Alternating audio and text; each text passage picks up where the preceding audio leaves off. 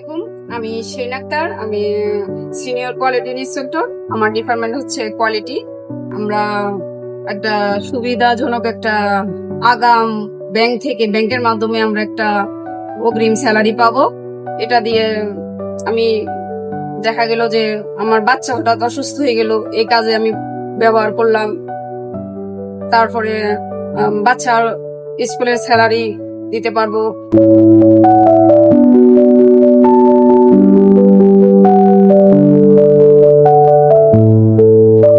হঠাৎ আমি অসুস্থ হয়ে গেলাম, কারো কাছে হেল্প চাইলাম, পাইলাম না, তখন ওই মুহূর্তে এই স্যালারিটা আমার কাজে লাগবে।